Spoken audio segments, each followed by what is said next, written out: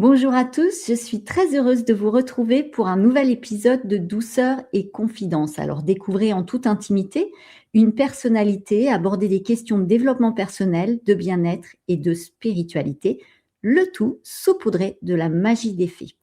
Aujourd'hui, je reçois Bob Belanca, fondateur et directeur de publication du média BTLV.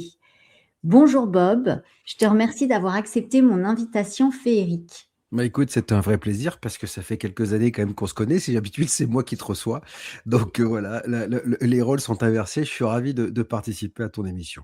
Exactement, j'allais le dire, nous échangeons nos rôles le temps d'une émission. Alors raconte-nous l'histoire de BTLV. Écoute, BTLV a démarré d'abord par une émission sur la FM en 2012.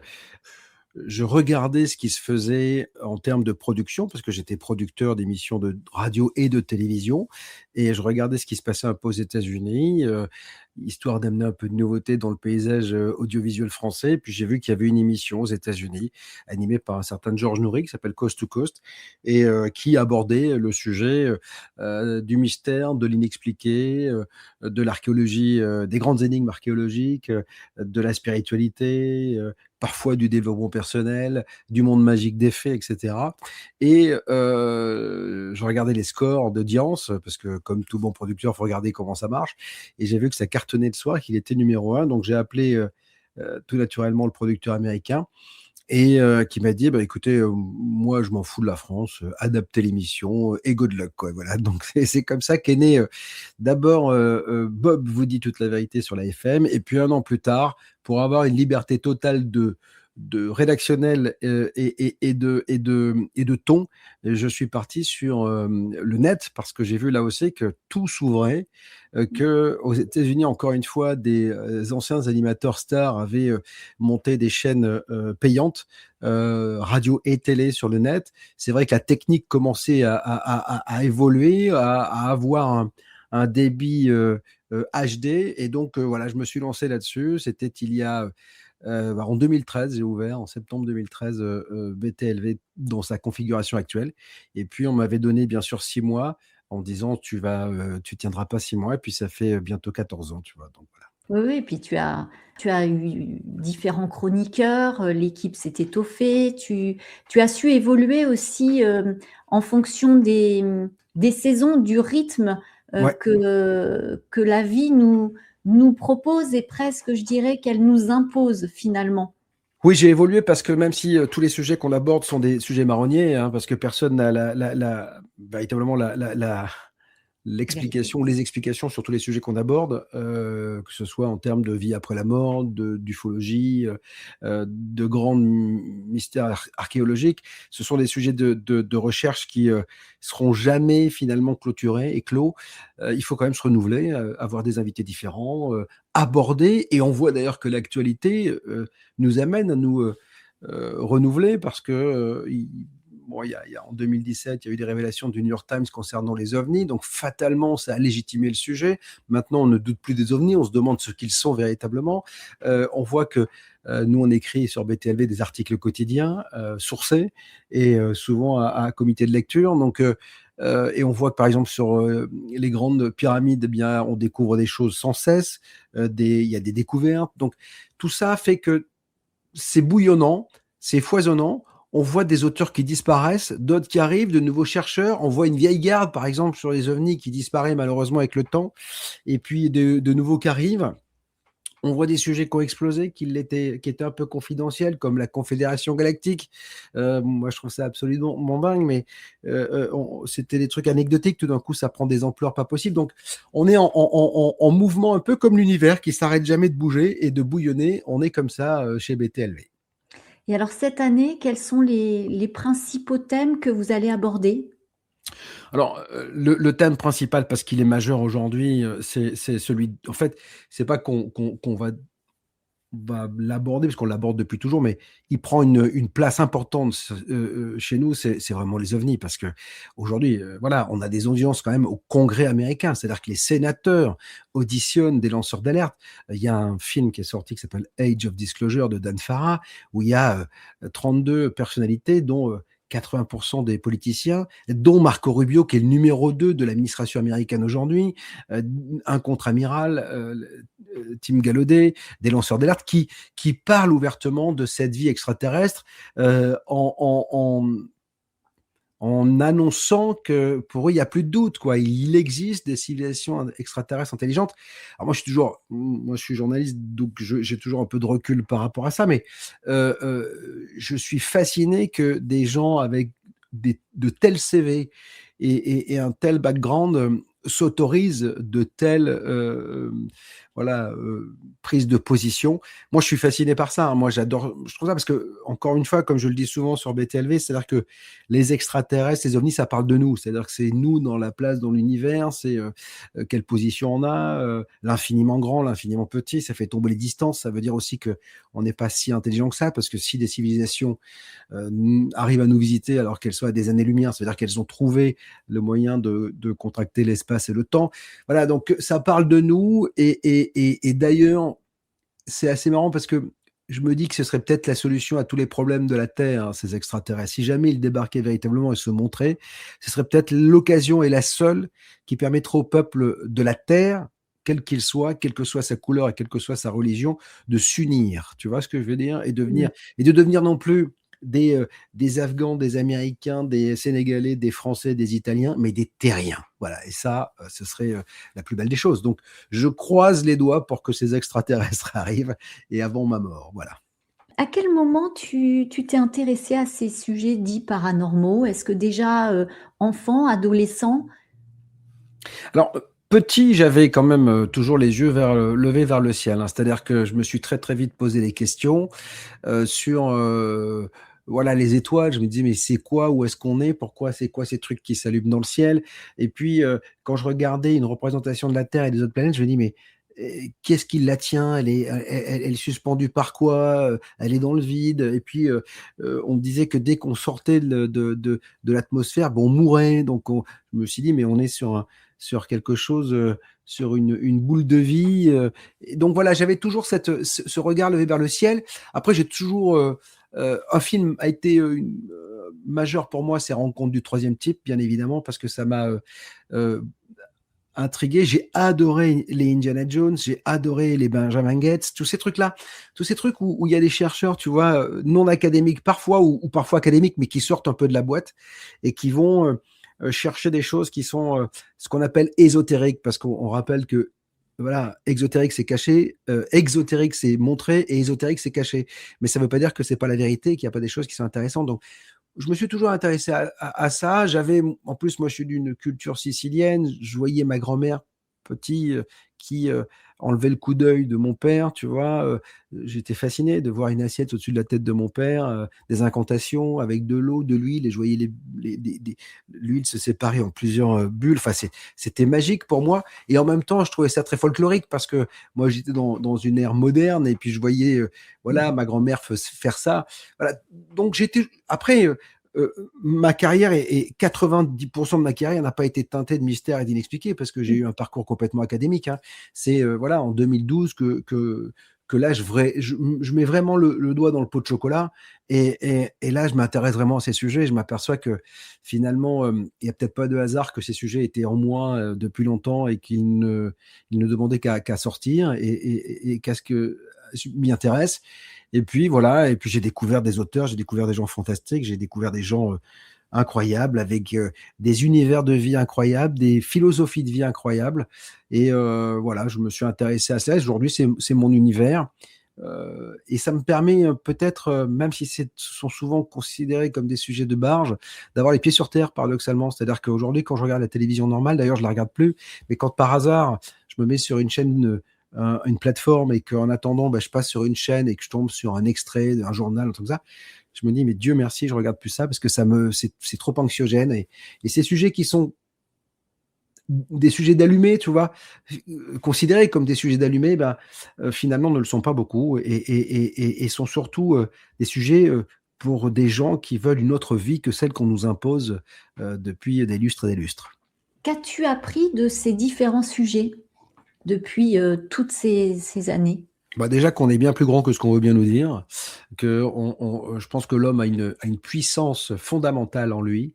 Preuve en est les poltergeists qu'on a attribués à des problèmes psychologiques d'adolescents ou de jeunes femmes ou de jeunes hommes perturbés et qui arrivent rien que par la psyché à faire bouger des objets, à les faire se déplacer. Ça veut dire que déjà on a une force en nous incroyable.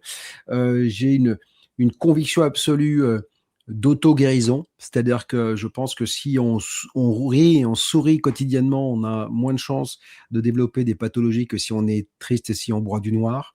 Je suis intimement convaincu que nous sommes les pilotes de notre voiture.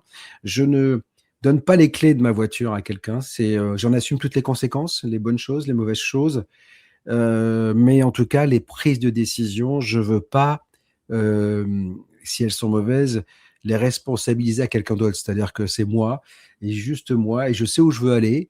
Je m'entoure que de gens que j'aime.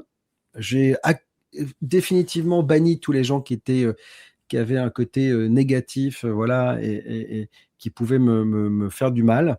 Avec le temps, tu fais ça. Je me force plus à aller à un dîner avec des gens que j'aime pas. Donc voilà, avant je le faisais, mais aujourd'hui, fuck. Voilà, j'ai juste envie de passer des bons moments.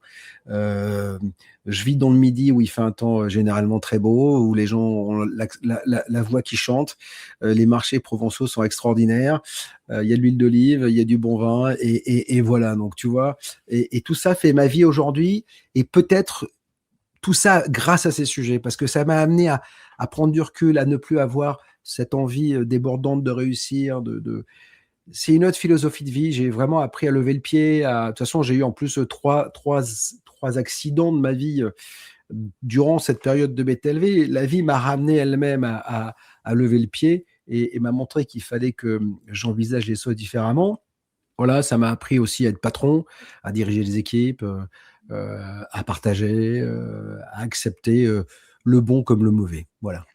Et parmi tous les domaines exploités, quel est celui que toi tu affectionnes tout particulièrement? C'est celui justement des extraterrestres? Alors, Oui. en fait, il nous ramène aux extraterrestres, mais présumé, hein, parce que je dis toujours présumé. Mais en fait, on part de la symbolique et de ceux qu'on appelle les initiés, parce qu'on s'est aperçu quand même que depuis toujours, sur la Terre, il y a des gens qui ont un savoir absolument dingue et un savoir qui se transmet de génération en génération, de personnalité en personnalité. Et je me souviens avoir reçu l'une des plus belles rencontres que j'ai vécues grâce à BTLV, c'est Paul-Georges Sansonetti, qui est un ancien chargé maître de conférences de la Sorbonne, dont le métier était la symbolique, et notamment au cinéma à travers les films, les œuvres, etc. Et Paul Georges est un mec, hein, donc incroyable, fantastique, un prof de fac, mais comme on aimerait tous en avoir. Et lui m'a appris à regarder justement la vie d'une autre façon, par le biais de ses initiés, par le biais de ses symboles et de ce savoir ancestral que les hommes se transmettent et qui nous ramène inévitablement peut-être à un peuple des étoiles ou à une ancienne civilisation qui aurait, comme un legs, voilà, laissé des bribes comme ça d'informations, et peut-être même des vestiges archéologiques comme les pyramides, comme l'île de Pâques, les pyramides Inca, etc. Là, on découvre par exemple en ce moment qu'il y a peut-être une cité incroyable sous la pyramide de Gizeh. Donc voilà, il y a un chercheur non académique qui vient de travailler, c'est un Italien, sur l'érosion des pierres de la pyramide de Gizeh. Voilà, selon lui, elle n'a pas 4500 ans, mais plus 20 000 ans.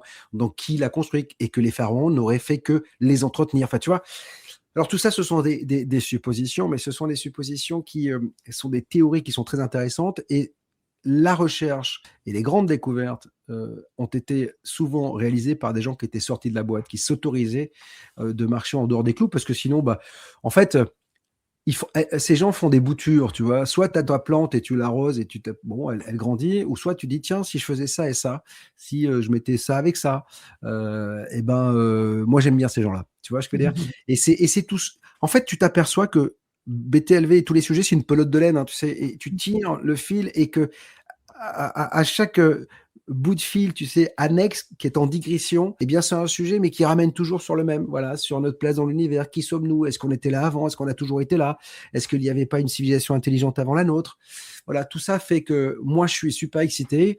J'ai pas envie de mourir, mais j'ai hâte de voir comment ça va se passer. Tu vois, je dis toujours, j'aimerais mourir en pleine forme et en pleine conscience pour savoir si tout ce dont je parle depuis longtemps, cette fameuse lumière, etc., ce passage vers le monde de l'au-delà, est vrai et réel. Et si on a véritablement une conscience qui nous survit, moi, j'ai mes convictions personnelles, mais après, c'est toujours un peu compliqué de les exprimer quand Mais on on y est. reviendra Ouais, sur cette voilà, thématique. voilà. Tu as choisi Mumbai, Ouais, qui est un thème de Raman pour ouais, symboliser la spiritualité. oui. Alors, Pourquoi ce titre? Alors moi, je te remercie parce ouais. que je l'ai découvert. Ah bon? Ouais, je Alors, connaissais pas ce morceau. c'est un morceau extraordinaire. C'est magnifique. Et la première fois que je l'ai découvert, moi je suis un fan de foot, hein. C'est-à-dire que j'ai failli en faire mon métier parce que j'ai été stagiaire professionnel quand j'étais jeune. Et bon, c'est une blessure qui a fait que ma carrière s'est arrêtée. Et j'étais fan de Zinedine Zidane. Et je me souviens qu'après 1998, il y avait une pub à la télé pour une célèbre marque d'eau minérale et il y avait cette musique. Et pour moi, tu vois, 1998, la victoire de l'équipe de France de 1998, c'est pour moi peut-être le plus beau symbole de la spiritualité parce que on était à l'unisson. Il y avait une équipe qui jouait, quelle que soit la couleur de peau, ensemble. Il y avait un public et un pays, et on l'a vu d'ailleurs par les célébrations par la suite. Moi, j'étais sur les champs après. Il y avait un égrégore absolument incroyable. Et cette pub-là, on entend parler Zidane et il y a la musique, il y a cette musique derrière. Et je me suis dit, mais waouh, mais quel beau morceau qui symbolise la spiritualité. Ça a toujours été pour moi, c'est-à-dire que voilà, le symbole de la spiritualité. Et alors, es-tu à l'écoute de ton intuition? Alors, peut-être pas assez, parce que en tant que chef d'entreprise, on essaie de rationaliser les choses et malheureusement, c'est souvent mon intuition qui a raison. Alors, je l'écoute de plus en plus. En fait, j'ai mon deuxième cerveau qui est dans le ventre, tu vois, qui souvent me fait comprendre des choses par des petits gazouillis, des mots dans le ventre, etc. Et en fait, voilà, les mots de ventre, c'est pas pour rien, c'est les mots de l'esprit, hein. C'est-à-dire qu'en fait, je pense que l'information part d'abord du ventre et elle arrive à l'esprit. Et donc voilà, je devrais plus l'écouter. Alors, j'ai appris quand même à vachement l'écouter, ne serait-ce que pour les relations. Voilà, j'ai viré les gens toxiques, comme je te disais tout à l'heure. Donc, Mhm.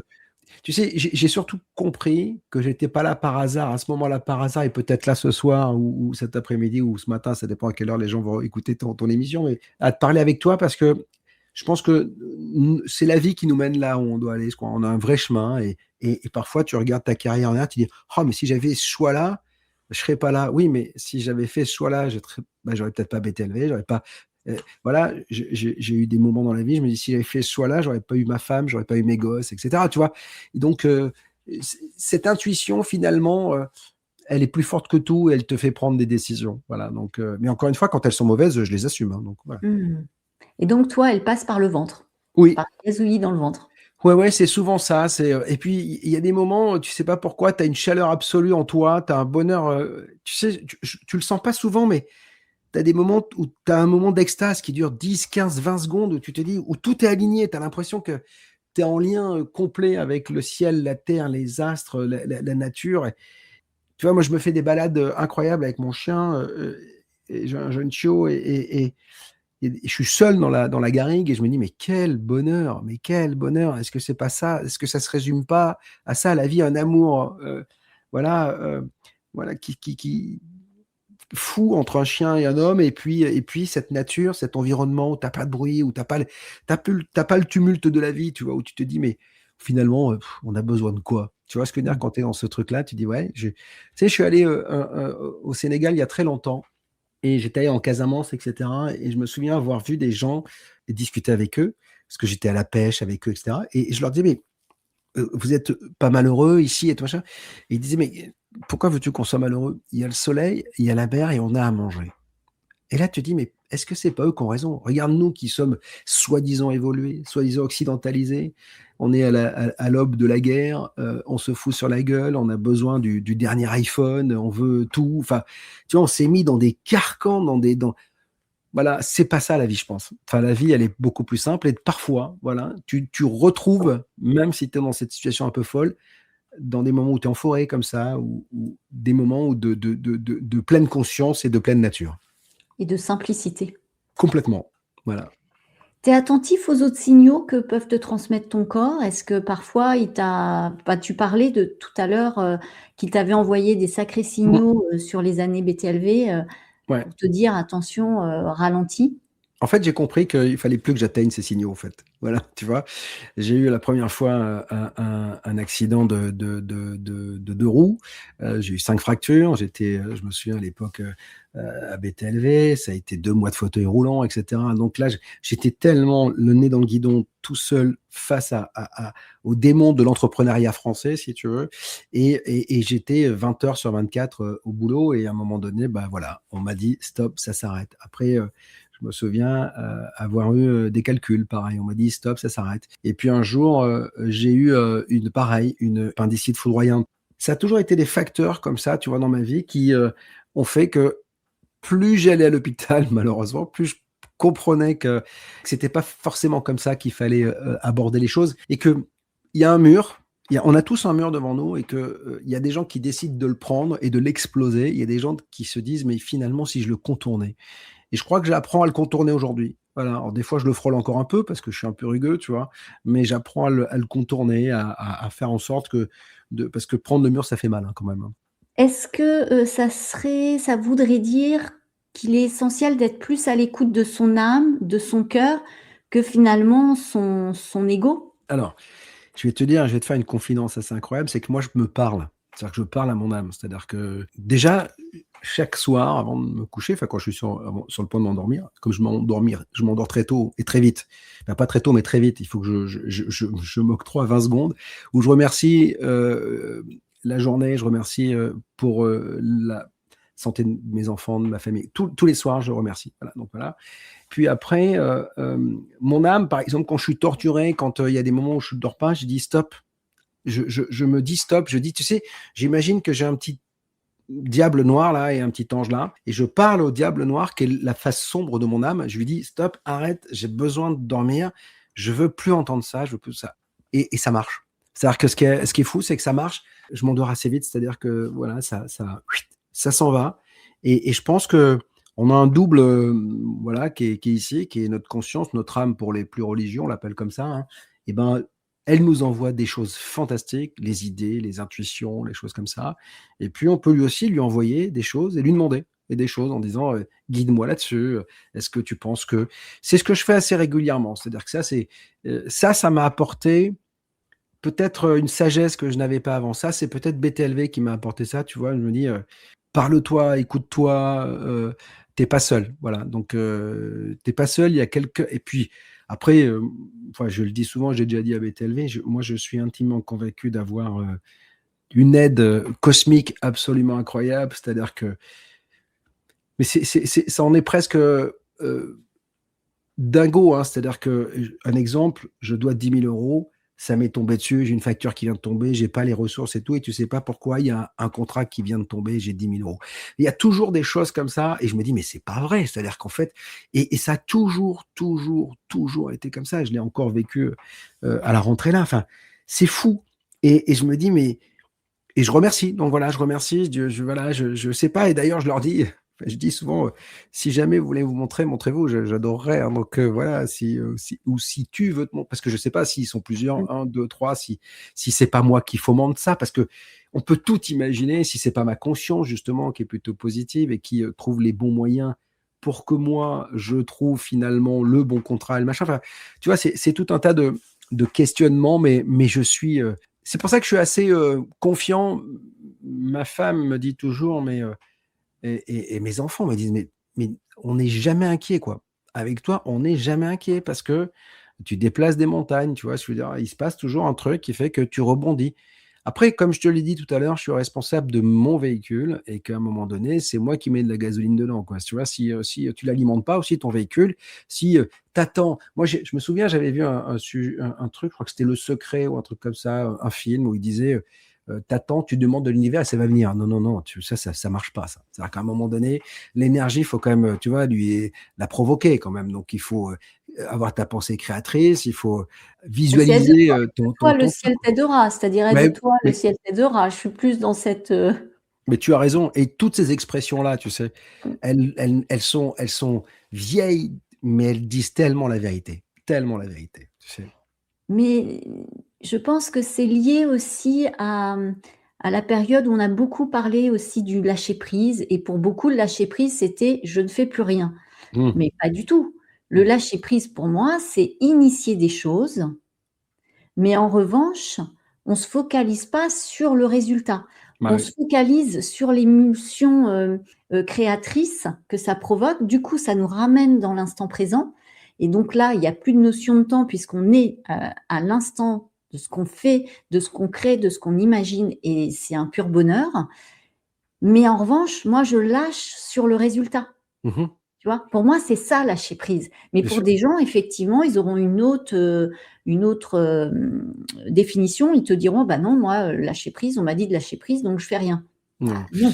Moi, je suis pas d'accord avec ça, effectivement. Et moi, d'ailleurs, je dis jamais, je remercie avant même d'avoir. C'est-à-dire que je préfère être dans la gratitude. Merci pour la vie que je vais avoir dans 5 ans, dans 2 ans, dans 6 mois, dans 3 mois, je ne sais pas, je dis n'importe quoi. Au lieu de dire j'aimerais dans 2 ans. Parce que quand tu dis je veux ou j'aimerais, tu fomentes un manque. Tu, Mmh. tu, tu, tu mets en Exactement. toi un manque et donc tes cellules voient qu'il y a un manque. Parce que Tout à fait. j'ai fait des émissions avec des neuroscientifiques qui m'ont montré des résultats incroyables sur le mouvement des cellules à travers le corps en fonction du rire, des pleurs, de la musique que tu écoutes, etc. Et il y a une vraie influence sur le corps donc, et l'esprit. Donc moi, je dis merci voilà, pour les vacances que je vais avoir, tu vois, ou pour le soleil qui va arriver. Au lieu de dire, putain, j'aimerais qu'il fasse beau, j'aimerais qu'il pleuve, j'aimerais qu'il... Ça, le côté j'aimerais, pour moi, ça montre que tu as un manque. Et en Mmh. fait, il n'y a rien de pire que le manque, quoi. Tu vois, je veux dire, C'est ça, parce que comme tu le disais, tout est énergie, tout est vibration, donc c'est l'information qu'on envoie et elle va forcément nous revenir. Donc exactement. c'est essentiel de faire très attention aux mots qu'on prononce Ah oui. et aux pensées qu'on a, c'est-à-dire de switcher très vite quand on a une pensée négative, parce que c'est pas de les refouler non plus, tu vois, c'est de Non, les accueillir, non. mais pour les transformer. Mais le négatif peut être bon, hein. Moi, je dis toujours que l'expérience est une suite d'erreurs. Donc, finalement, si tu arrives à l'écouter, ton négatif, et puis, regarde, hein, les grands sportifs apprennent à perdre pour mieux gagner. Tu vois ce que je veux dire? Donc, voilà. Donc, c'est pas le négatif, la perte, le plantage. Il est souvent stigmatisé plus en France qu'ailleurs. Tu vois ce que je veux dire? Parce qu'en fait, aux États-Unis, par exemple, tu plantes ta boîte, on te dit, OK, vous avez pris une expérience, on va vous financer une deuxième. En France, tu es blacklisté pendant X années. Tu vois, on te dit, t'as pas été bon, etc. Donc, moi, je suis pas contre le négatif. Le seul truc, c'est qu'il faut pas qu'il te bouffe. Voilà. Il faut que tu arrives à l'analyser et à le comprendre. Ce que je disais tout à l'heure sur le mur. C'est-à-dire qu'une fois que tu as pris le mur une fois, tu te dis, bon, maintenant, je vais le contourner. Si tu le prends 10 fois, tu es un peu con. Tu vois ce que je veux dire? À un moment donné, on t'a montré quand même que c'était pas terrible. Il faut éviter. Si tu continues à le prendre, voilà, là, on peut plus rien faire pour toi. Tu vois. Il faut écouter. Et ça, tu vois, c'est de l'écoute aussi de soi. C'est-à-dire, voilà, Mmh. j'ai pris le mur d'expérience. Bah, écoute, je vais peut-être être moins, moi, par exemple, je dis que les conseilleurs ne sont pas forcément les payeurs, parce que ceux qui te conseillent des choses n'ont pas l'expérience que tu as toi et la vision que tu as toi. En revanche, il faut quand même écouter, parce que parfois, chez les conseilleurs, il y a des choses qui sont très intéressantes. Peut-être pas tout, mais c'est un peu le metteur en scène, tu vois, au théâtre, qui va dire à son comédien, bah là, t'es un peu faux, ou le réalisateur de cinéma qui dit, bah écoute, joue plus comme ça, voilà. Ou le producteur de télé qui va dire à son animateur, prends un peu plus de distance, etc. Et il faut toujours avoir ce recul, tu vois, mais après, c'est là où on en vient à l'intuition. Qu'est-ce que tu as en toi? Est-ce que le feu sacré te dit d'aller là? Fais ce que tu sens, toi, vraiment. Exactement, on détient tous les clés. Je suis d'accord avec toi pour les expériences même négatives, ce qu'on pourrait appeler des échecs. Pour moi, c'est pas des échecs, c'est des expériences. Mais Ouais. quand je parlais de négatif, c'est plus les personnes qui du matin au soir ressassent, se Ah lèvent ouais. en bougonnant, et ça pour moi, c'est ce que j'appelle le négatif et là, du coup, tu engendres du négatif. Mmh. C'était dans cette, Ah oui, dans bien cette sûr, hein. dimension-là, tu vois, que je C'est ce que je te l'employais. disais tout à l'heure sur le Oui, sourire. C'est-à-dire qu'en fait, mais regarde, rentre dans une rame de métro, souris, les gens vont te sourire, tu fais la gueule et ils vont faire la gueule. Parce que tout le monde dit, ouais, mais les gens font la gueule dans le métro, mais est-ce que toi, tu souris? Tu vois ce que je veux dire? Est-ce que tu dis, bon, moi, je suis étonné, je suis dans le midi depuis un an et demi, là, et en fait, je me surprends maintenant quand j'ouvre la porte d'une boutique à dire bonjour tout fort. Et les gens se retournent, bonjour monsieur. C'est hallucinant. C'est-à-dire qu'en fait, c'est choses que je n'aurais jamais imaginé faire à Paris. Tu vois ce que je veux dire? Et là, bah, les gens sont gentils, les gens ils prennent, et tu t'aperçois que tu as un vrai retour. Enfin, Mmh, c'est ce que tu envoies, tu le reçois, hein. Voilà, donc c'est exactement ça. exactement. Alors, est-ce qu'en étant à l'écoute de ton âme et de ton cœur, ça t'a permis d'être dans cette, émulsion créative et de déployer toute ta créativité?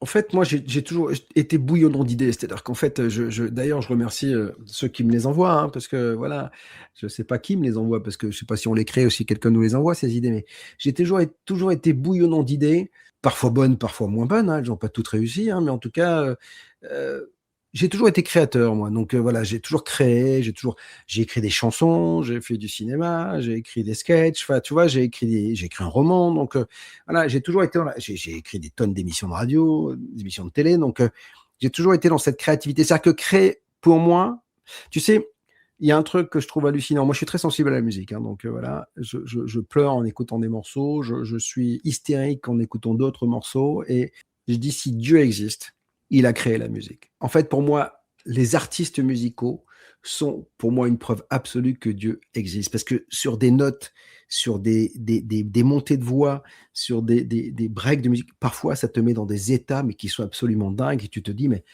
alors, tu vois, on parlait de spiritualité. Je pense que là, la spiritualité, tu vois, elle te prend. Quand tu danses, tu vois, par exemple, mais d'ailleurs, je suis allé voir des derviches tourneurs un jour en Turquie, tu vois, ils dansent et ils sont complètement en lien avec, en transe, tu vois, avec ce divin.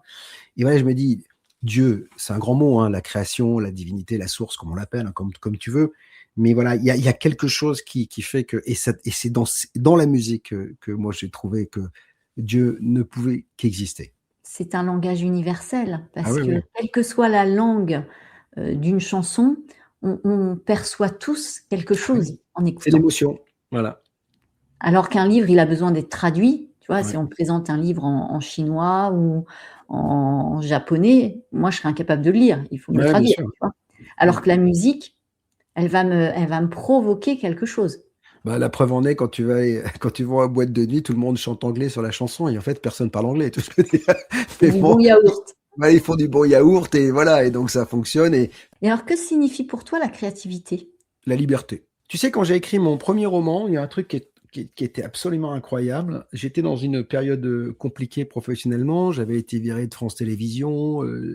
J'avais pas encore pris Europe 1 parce que j'allais après rentrer à Europe 1, mais j'ai eu 6 mois de trou. Et en fait, alors, j'avais toujours eu envie d'écrire un roman, et au lieu de me dire je suis au fond du trou et je vais pas me raser et je vais rester à la maison et je vais attendre que ça tombe, bah, je me suis dit tiens, c'est peut-être l'occasion d'écrire un roman. Et c'était fou parce que dès que je me réveillais, j'avais envie d'aller rejoindre mes personnages. C'est-à-dire que pour la première fois de ma vie, je me suis senti un dieu vivant.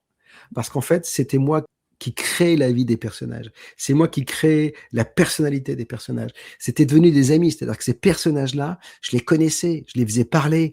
En fait, si tu peux comparer, à la limite, s'il y a un dieu qui a créé l'univers, quand tu lis un bouquin ou quand tu écris un bouquin, tu crées, parce qu'en fait, tu crées un univers, t'as pas de limite. C'est-à-dire que si tu as envie de l'envoyer dans les étoiles, tu l'envoies dans les étoiles. Si tu as envie de le mettre à Tombouctou, tu le mets à Tombouctou. Ton héros, tu fais ce que tu veux. Et voilà, et c'est la liberté. Elle s'exprime dans plusieurs domaines, tu le disais, et notamment, je crois, dans le jardinage, non? Alors oui, le jardinage, pour moi, c'est ma danseuse, en fait. J'adore avoir les mains dans la terre. Là, j'ai un terrain de jeu incroyable parce que j'ai quelques milliers de mètres carrés à la campagne, là, avec des grands arbres et tout. Et tu vois, j'ai planté des oliviers, j'ai planté des trucs. Enfin, je m'éclate. J'adore avoir les mains dans la terre. Pour moi, c'est un moyen de tout oublier. C'est-à-dire que j'ai eu la chance à Paris d'avoir des maisons, et tous les matins à Paris, je sortais pieds nus sur ma pelouse, et je sentais la terre. En fait, tu vois, j'avais besoin, je marche pas sur la pelouse avec des chaussures. J'ai besoin de sentir la terre, le contact de la terre, etc. Et avoir les mains dans la terre, déjà, c'est avoir un lien, une communion incroyable avec la terre-mère, quoi. C'est-à-dire que Gaïa, tu vois, Mmh. parce que on lui marche sur la tête à cette terre, mais quand tu mets les mains dedans, tu es en communion avec elle. Et ça, c'est quelque chose que j'adore.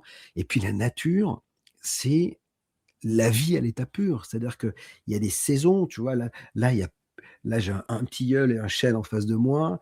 Il y a plus de feuilles. Je sais que dans 1 mois et demi, ça va commencer à bourgeonner, à frissonner. Ça revient. Et puis après, tu commences à voir les abeilles. Et puis au mois de juin, tu entends les cigales. Enfin, voilà. Donc c'est juste incroyable, quoi. C'est la vie. Et puis, en fait, la nature te montre que tu n'es jamais mort et que tu mourras jamais. Parce qu'une plante, moi j'ai des tulipes par exemple, bah, elles meurent, le bulbe reste et la saison d'après elles revivent. En fait, je pense que la vie c'est un peu ça, tu vois. Et même la vie des êtres humains, c'est-à-dire qu'on vient sur cette terre, on a un bulbe, voilà, on a fleuri, on décède et on renaît ailleurs.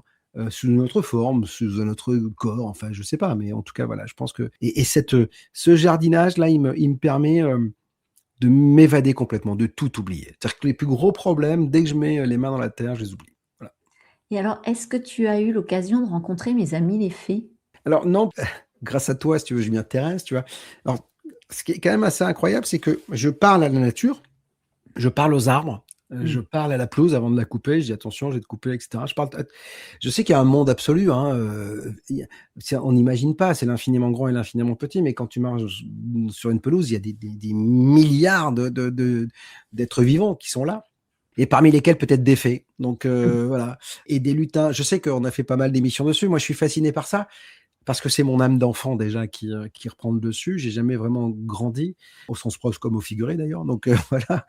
J'aime imaginer qu'il y a quelque chose qui vit sur un autre plan, qui nous apporte peut-être, je sais pas, un regard extérieur sur cette nature qui nous alerte parfois, voilà. Et j'adore les légendes. Tu vois, j'ai regardé, je crois que c'est sur Netflix ou Prime, je sais plus. Il y a un film sur les trolls. Tu vois, Troll 1 et Troll 2. Le film il est assez incroyable parce que bon, alors, bien sûr, il y a des catastrophes parce que le troll est assez balèze, mais il nous ramène à la nature en disant mais pourquoi vous les avez bougés, pourquoi vous avez bouleversé la nature, etc. Eh bien, j'aime ça, j'aime cette culture un peu nordique, tu vois, où on détourne des routes parce qu'on pense que là, il y a un troll qui habite là, voilà, ou un nain, ou une fée, voilà. Donc, j'adore. On prend soin en fait du collectif, de tous les êtres vivants, quels qu'ils soient finalement. Oui, puis les fées et les trolls, etc., les êtres de la nature, ce sont des énergies. Donc, ces Mmh. énergies, alors, nous, ici, côté Occident, on a la fée Clochette, voilà, la fée Viviane, etc. Et voilà, ce sont juste des énergies. Nous, on est obligé de mettre des images parce que notre cerveau, il a besoin de conscientiser tout cela. Et des énergies, on voit qu'il y en a plein qui nous entourent et qu'on ne maîtrise pas. Donc, alors que ce soit des énergies liées à la Terre, mais j'ai aucun problème à l'envisager, tu vois ce que je veux dire? Mmh. Alors tu es animateur, journaliste, auteur, producteur, tu as plein, plein de casquettes. Est-ce que, tous ces métiers ont quand même un point commun, c'est le partage? Toujours. En Et fait, du tu sais, faire quelque chose dans son coin et pas le montrer, ça n'a aucun intérêt. Moi, je dis toujours, quand tu partages et quand tu t'exposes, bah, tu es un peu comme la biche au milieu d'une clairière et tu as 250 000 chasseurs qui essaient de te choper. Et puis parfois, la biche, elle est tellement belle que les chasseurs rangent leurs fusils et laissent l'animal passer. Et ben, c'est un peu ça, si tu veux. Donc, ce partage-là, il est que, voilà, moi j'ai toujours eu envie de faire plaisir aux gens, j'ai toujours eu envie. Moi j'adore les gens, c'est-à-dire qu'en fait j'adore discuter avec les gens, j'adore les découvrir. On le voit dans la libre antenne, tu vois, le mercredi, les gens viennent témoigner de phénomènes extraordinaires. J'adore les écouter, et je peux pas me moquer parce que, voilà, chaque personnalité a sa vérité, son ressenti. Et déjà, quand tu fais ce métier, tu es obligé de partager, c'est-à-dire qu'en fait tu te tournes vers les gens, c'est-à-dire que, voilà, tu sais quand tu fais de la radio au niveau où j'en ai fait, où à un moment donné, j'étais l'homme le plus écouté de France le matin pendant 5 ans à Fun Radio, etc. Tu as toujours plein de gens. Moi, j'avais 3 millions de personnes qui m'écoutaient tous les matins. Donc, tu as des retours assez incroyables des gens et tu te dis, mais c'est fou le bonheur que t'apportent les gens et les gens, ce qu'ils t'apportent en retour. C'est-à-dire qu'ils sont sympas. Salut Bob, machin, tout ça. Tu sais, regarde, rappelle-toi ce film avec Tom Hanks où il est seul au monde, tu sais, il est sur l'île. Il est obligé de partager avec un ballon de basket. C'est-à-dire que tu peux pas rester seul. Tu es obligé de partager avec quelque chose. Et d'ailleurs, regarde la présence des animaux. Ma femme est partie 5 jours. J'avais mon chien et mon chat. J'étais pas seul dans la maison. C'est-à-dire qu'il y avait ce partage. Il y avait l'énergie des gens, ce que ça t'apporte. Non, non, la créativité, elle apporte du partage. Elle est synonyme de partage. Parce que si tu crées, moi, l'artiste maudit qui est dans sa cave et qui veut pas montrer ses œuvres, pour moi, c'est bullshit, quoi. Voilà. Pour moi, c'est bullshit. Tu crées quelque chose parce que pas le montrer, c'est de l'égoïsme. parce que tu peux avoir du talent et ton talent, bah, il mérite d'être vu par d'autres personnes, quoi, donc d'être écouté, tu sais. Et puis le talent, il a plusieurs formes. Tu as des formes, t'as des talents branchouilles où les gens, bah, ils touchent un peu une catégorie un peu CSP+, un peu branchouille intello. Puis t'as des talents grand public. T'as tout, hein. Moi, je dis jamais, par exemple, que quelque chose est de la merde. Je dis ça ne me touche pas. Tu vois? Parce que derrière toute créativité, bah, il y a un artiste, quel qu'il soit, qui a travaillé, qui a passé du temps, et Ouais. cetera. Tu sais, moi, je suis pas fan de la danse des canards, bah, j'aurais aimé l'écrire parce que le résultat quand même fait que ça a été un tube mondial et que, bah, ce prof-là, c'était un prof d'école, a réussi à toucher à ce moment-là, bah, le cœur de certaines personnes. C'est pas parce que tu n'aimes pas que c'est pas bien. Tu vois ce que je veux dire? Ça, c'est quelque chose que j'ai appris aussi. Oui, oui, puis quand on sait ce que demande le travail, Ah ouais. artistique, la création, effectivement, je suis très respectueuse et notamment, quand je vais voir des spectacles, où ils sont seuls en scène Mmh. et que parfois ils sont vraiment seuls dans le sens, le public ne réagit pas. Ah ouais, Moi, ouais. ça me touche énormément parce que Mmh. je sais tellement ce que ça demande en amont, en fait. Tu sais, j'ai joué au théâtre pendant longtemps et un soir, il y avait des grèves et on était sur une salle de 250 places, je crois, et il y avait 6 personnes dans la salle. Et ben, on a fait la pièce et pour 6 personnes. Et là, les rires, tu en as pas, hein. C'est-à-dire qu'en fait, les gens rient en eux parce qu'en fait, ils osent pas, parce que le rire est communicatif, et cetera. Et ben, toi, tu dois envoyer, tu dois envoyer, tu dois envoyer. Là, je peux te dire qu'on parlait de partage. Si tu partages pas avec les 6 personnes-là, déjà, tu te tires une balle, tu te dis: «Bah, c'est la mort». Mais tu te dois, bah, ils sont 6 et tu y vas. Il y a des moments, c'est très compliqué et donc l'artiste, de toute façon, quoi qu'il arrive, il faut le respecter, quel qu'il soit. Voilà, c'est un artiste. Tu devais lui donner une signification à ce partage, ce serait laquelle? Je crois que tu m'as demandé une chanson, quoi, qui symbolisait Oui, le partage, je crois. Alors, je sais plus ce que je t'ai dit, mais Pharrell ah, Williams. bah oui, parce que Pharrell Williams avec Capi, d'ailleurs, il est tellement dans le partage qu'il a abandonné ses droits, parce que la chanson l'a dépassé. Il a écrit quelque chose avec son cœur et c'est devenu un hymne mondial et que de la Chine à l'Égypte, en passant par la Grèce, la France, le Maroc, enfin, tout le monde chantait Happy, tout le monde se filmait en train de chanter Happy. Alors là, pour moi, ça a été, mais en fait, ça te remplit de joie ces moments-là. Tu te dis, mais il y a une humanité. Cette humanité, quand elle est au diapason, elle est juste magique, quoi. Et voilà, c'était ça le partage pour moi. C'était, bah voilà, quand tu m'as demandé ça, ça m'a mis tout de suite Happy, parce que je te dis, voilà, il touche pas ses droits et il a touché le cœur de tout le monde, quelle que soit la culture, quelle que soit l'origine et quelle que soit la religion. Qui est Bob aujourd'hui? Un homme un peu fatigué quand même de ces 14 années passées à la tête de BTLV parce que si le média était un plaisir, les affres de l'entrepreneuriat, en France sont compliquées. Tu n'es absolument pas aidé. J'imagine que parmi ceux qui t'écoutent, il y a des entrepreneurs et ils comprendront ce que je veux dire. Je compatis étant Voilà, aussi, voilà, c'est compliqué, il y a ça. Après je suis un homme, beaucoup plus, comment dire? Spirituel que je l'ai été. J'ai une philosophie de vie aujourd'hui assez incroyable. J'ai plus peur de la mort. J'ai peur du moment où je vais quitter ceux que j'aime, parce que c'est la pire des choses dans la vie, c'est qu'on t'ampute de ceux que tu as aimés et notamment de tes enfants. On te dit: «Bah, voilà, tu vas plus les voir et cetera, ou tu les verras peut-être dans un second temps ailleurs, mais pour l'instant, on va t'empêcher de les voir et de les serrer dans tes bras». Nous, on est une famille où on se dit beaucoup je t'aime, tu vois, on n'hésite pas à se dire je t'aime, etc. On s'envoie des cœurs tout le temps, etc. Voilà, donc ça. Je suis un homme beaucoup plus spirituel, beaucoup plus autant fougueux parce que quand j'ai un truc en tête, je le fais, mais plus sage dans la façon de l'appréhender. Tu vois ce que je veux dire? En me disant voilà, mais par contre, quand j'ai un truc, j'ai un objectif, j'y vais. Je me dis pas, je réfléchis pas 10 ans, etc. Voilà, j'écoute mon cœur, mon intuition, et là j'y vais et je le fais. Ça étonne tous mes amis, hein, parce que par exemple, et notamment sur le jardin, j'ai dit tiens, là, tu sais, je vais faire un massif des oliviers. Le lendemain, ils reviennent, c'est fait, hein. C'est-à-dire qu'en fait, voilà, j'y vais, je le fais, j'adore ça. Je réfléchis pas, parce que souvent, trop de réflexion tue la réflexion, tu vois ce que je veux dire? Donc, à force voilà. Après, je suis un homme plutôt heureux. J'ai des enfants assez incroyables. Alors, bien sûr, on a tous des pets au casque, hein, ils ont des pets au casque, j'ai un pet au casque, on a tous. Personne n'est au top du top dans cette société. Mais j'essaie de les accompagner au mieux. J'ai une femme qui est la même depuis 35 ans, qui m'a donné ses beaux enfants, avec qui je m'entends super bien, qui est mon amie, ma femme, ma maîtresse, ma compagne, euh, mon associé. Enfin voilà, donc on se comprend sans se parler. Alors ça ne nous empêche pas de nous engueuler parfois et qu'il y ait de l'eau dans le gaz. Hein, tu sais, quand tu, euh, quand tu déménages et que tu tu sors de ton cercle, comme je l'ai fait moi, de quitter Paris, où j'avais tous mes amis, etc., et venir à Uzès, si tu veux, à la campagne, tu vois. Je suis à 5 km d'Uzès, donc je suis dans la campagne, et que tu te retrouves plus qu'à deux parce que tes enfants font leur vie. Il faut s'aimer fortement pour pas que ça explose, tu vois ce que je veux dire. Donc voilà. Et ben voilà, je suis un homme assez comblé. Alors, je dis souvent, on me dit, mais est-ce que tu as des regrets? J'ai pas de regrets. J'ai pas de regrets. J'ai tenté tout. J'ai parfois, j'aurais aimé réussir plus à ce moment-là, mais c'est pas un regret parce que j'ai tenté, tu vois ce que je veux dire. Donc j'ai le regret de pas avoir réussi parfois les choses, mais jamais le regret de pas avoir tenté. Je suis un homme plutôt serein aujourd'hui. Apaisé. Oui, alors apaisé. Le seul truc qui me tourmente, c'est que je viens de fêter mes 60 ans et Dieu sait si je suis en forme physiquement. Mais quand je regarde derrière, je me dis putain, t'en as plus derrière que devant, quoi. Voilà. Et je suis tellement amoureux de la vie. Je trouve que la terre est tellement extraordinaire.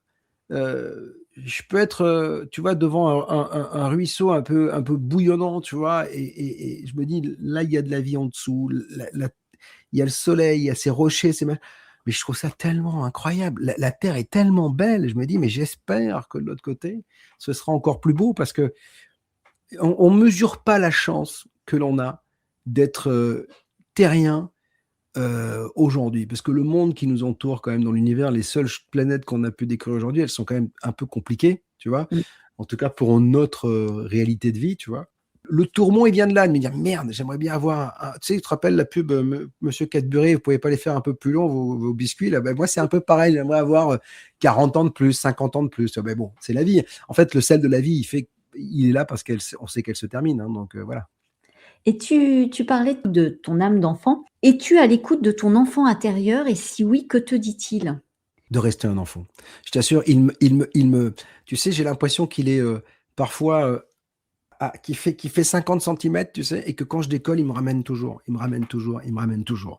Mais déjà, quand on fait ce métier, on reste des grands enfants quand même, hein. C'est-à-dire, voilà, que ce soit acteur, peintre, etc. Enfin, pour avoir cette, cette, euh, cette créativité, cette tête dans les nuages, parce qu'un artiste, un créateur, il a la tête dans les nuages, parce que c'est dans les nuages qu'il va choper l'inspiration.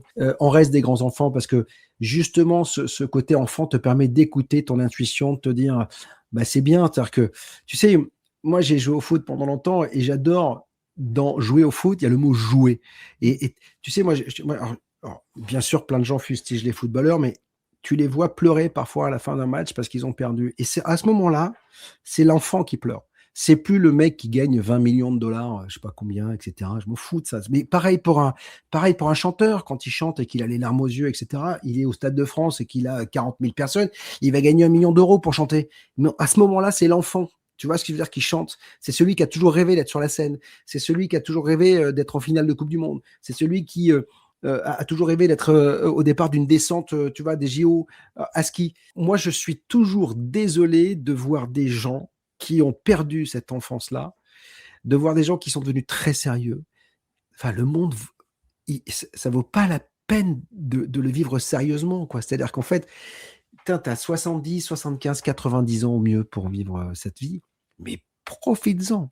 Enjoy, souris, ris, éclate-toi.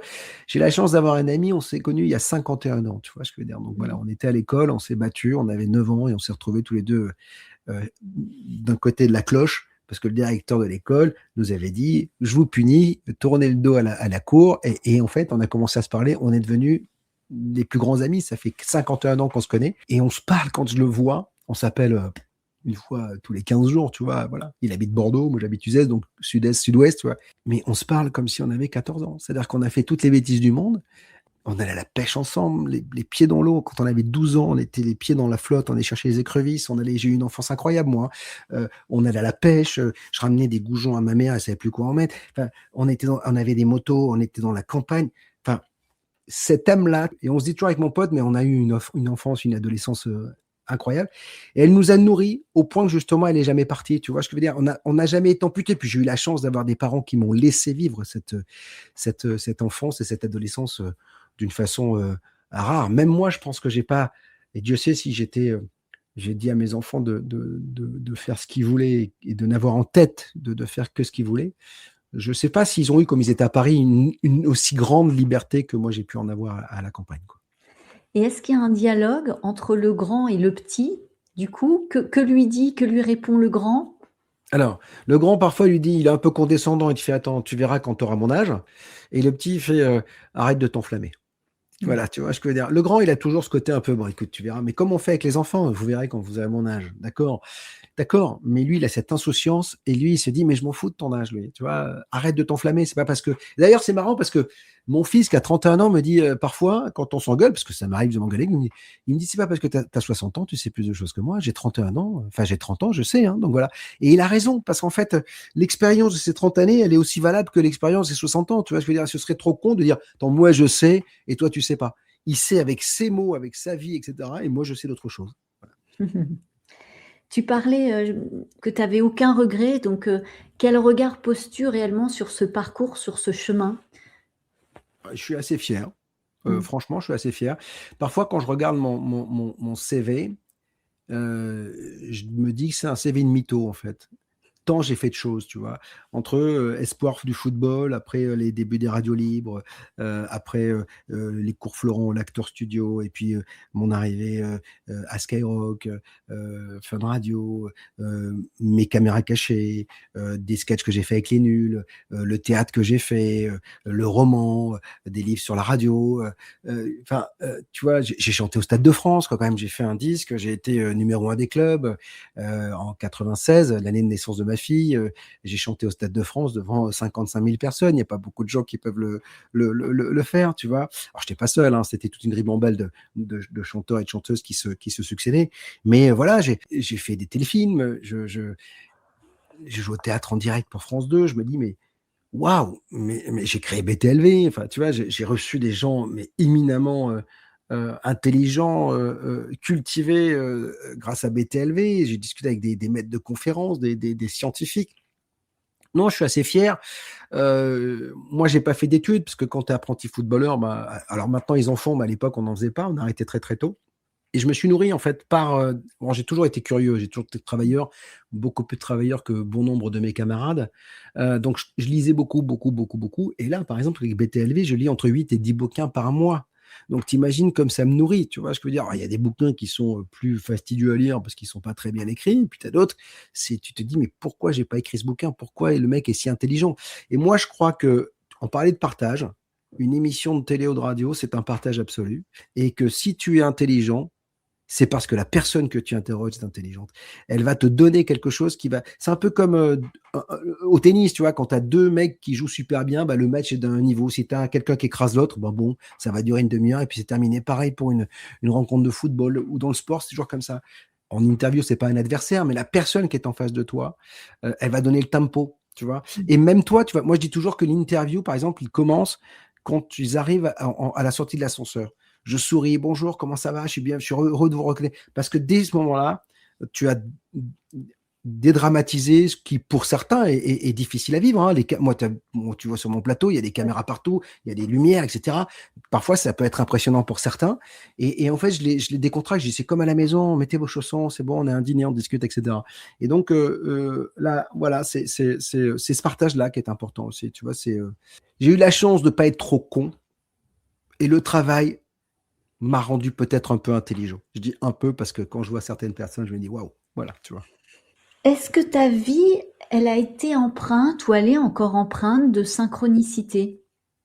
Alors ça, c'est marrant parce que les seules synchronicités que je vois, c'est les heures miroirs, tu vois? À chaque fois, je dis: «Tiens, regarde, 22h22, et cetera». Donc j'ai reçu quelqu'un il y a pas longtemps qui disait que 11h11 ça veut dire quelque chose, 10h10 ça veut dire autre chose. Bon, alors je reçois tellement de monde que bien évidemment, j'ai pas retenu tout ça. Oui, alors j'ai des synchronicités avec ma femme, par exemple, tu vois? Je pense à un truc, elle vient me voir, elle me dit: «Tu sais, j'aimerais bien qu'on fasse», je dis: «Mais c'est incroyable». J'ai ce type de synchronicité, mais j'ai pas des synchronicités, par exemple, tu sais, avec des défunts où je pense à quelque chose et puis non, j'ai pas ça. J'ai des synchronicités avec des vivants. C'est-à-dire que je pense à quelqu'un, il m'appelle, par exemple. Voilà, mais c'est presque plus une forme de télépathie, tu vois? Je me dis Oui. que voilà, Et est-ce que c'est tu, par exemple, un jour, tu te questionnais sur un choix à faire et puis tu vas dîner au restaurant le lendemain et la table, à côté, il y a des gens, il y a tout un mmh. groupe de personnes qui discutent et qui vont aborder, en fait, indirectement, la question que tu te posais et du coup, il donne la réponse. C'est ça aussi la synchronicité. Est-ce que ça Non, t'est déjà arrivé? non, ça m'est jamais arrivé. Ce qui m'est arrivé, c'est de voir mon avenir. C'est-à-dire que j'ai eu des fulgurances. Un jour, j'ai été avec Mathieu Alouche, que tu as reçu il y a pas longtemps, Mathieu le Stewart, qui a travaillé avec moi pendant très longtemps, dont j'ai été le prof en école de radio, et qui a été mon bras droit pendant longtemps. Je me souviens, j'étais en voiture avec lui, on allait au château de Faudré, je crois. Donc tu vois, et je suis dans la voiture, j'ai dit, tiens, je viens de voir, WFM va me rappeler. Je suis dans la voiture, je dis, WFM va me rappeler. Parce que j'avais bossé avec eux, ils m'avaient viré, puis je savais que ça allait pas bien, et je sais pas pourquoi, mais je vois la conversation, je vois tout. 2 heures après, il m'appelait et je reprenais sur WeFM. Tu vois ce que je veux dire?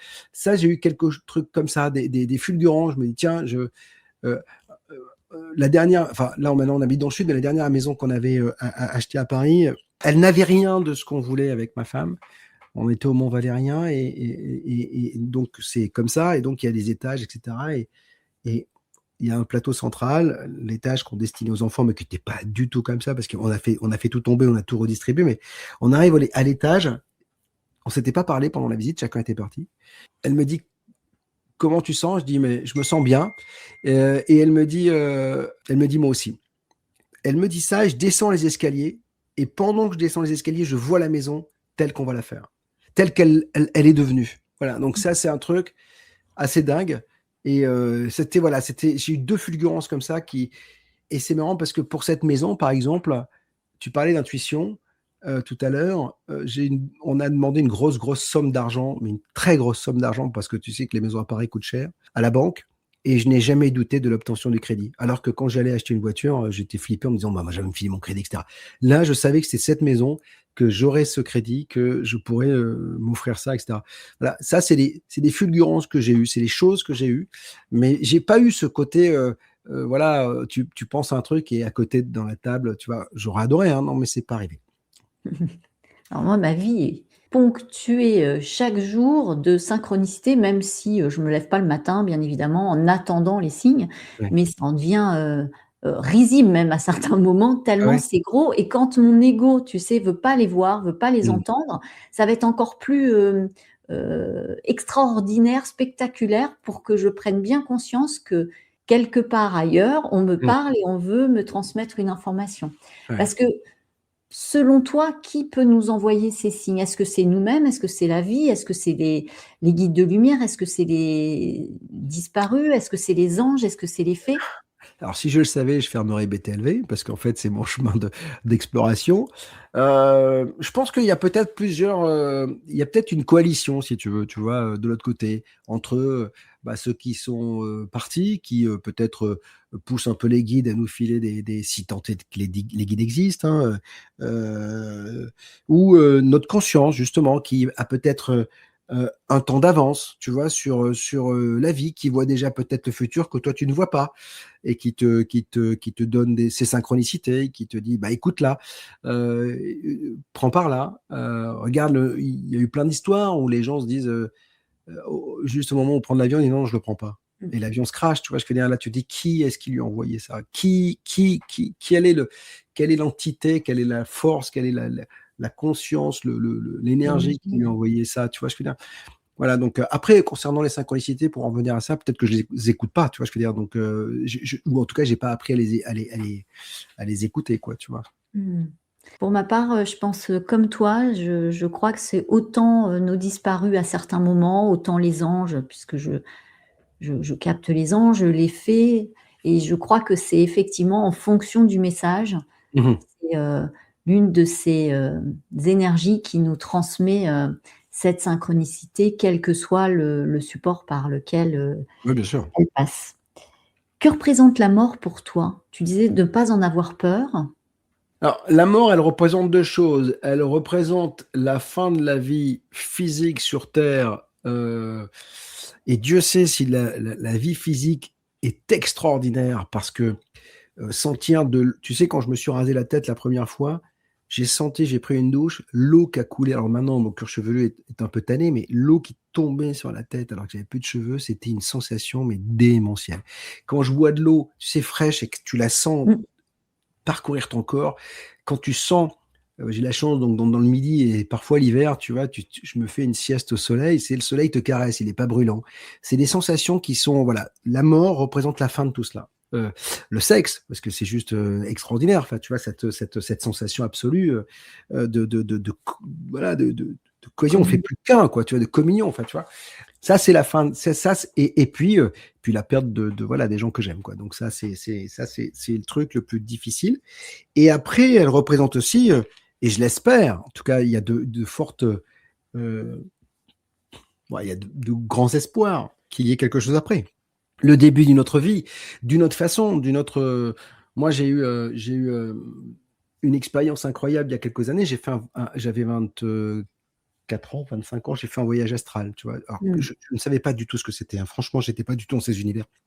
J'ai vécu ce que les expérienceurs aujourd'hui me rapportent dans les émissions. Vraiment, cette sensation de sortie de corps, d'appartenir à un grand tout, d'une chaleur absolue, d'un amour absolu. Ça a duré je ne sais pas combien de temps, mais en tout cas, et je suis rentré dans mon corps et j'en ai parlé à ma femme le lendemain matin, etc. Et donc je me dis, si c'est ça la mort, quel kiff, quoi. Tu vois, je veux dire, si c'est vraiment l'état émotionnel, parce qu'en fait, on n'a pas de corps, mais on regarde. Enfin, moi, t'es partout. Enfin, tu vois ce que je veux dire? C'est-à-dire que t'as pas le temps de penser à un truc que t'es déjà. En fait, t'es tout, tu es tout à la fois. Cette sensation du tout à la fois, je l'ai vécu une fois. Je regrette de ne pas l'avoir revécu, hein, mais je pense qu'il m'a montré un petit bout de ce que pouvait être l'après. Voilà. À ce qu'il paraît, toutes les nuits, notre âme sortirait de notre corps et justement voyagerait. Mmh. Et parfois on s'en souvient, parfois on s'en souvient pas. Moi, je m'en souviens pas. Alors, j'ai beaucoup de mal. Et je te dis que j'utilise le conditionnel, voilà, parce que moi j'ai fait des sorties de corps aussi, mais pas forcément en me couchant le soir, en m'endormant, etc. Plus en journée, ça m'est arrivé. C'est assez impressionnant et c'était magnifique comme toi. Je voyais tellement de choses belles. Et puis, il n'y a plus la pesanteur du corps. Et en revanche, quand tu re-rentres dans ton corps, là, tu sens l'espèce de charge, de lourdeur.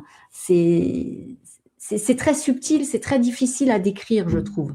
Ouais, mais c'est une sacrée expérience en tout cas, voilà. Donc j'aimerais que tout le monde la vive une fois, tu vois, parce que là, concernant les rêves, moi j'ai beaucoup de mal parce que j'ai un sommeil de plomb, mais de plomb, c'est-à-dire que ma femme n'a pas le temps de me dire bonsoir que je dors déjà.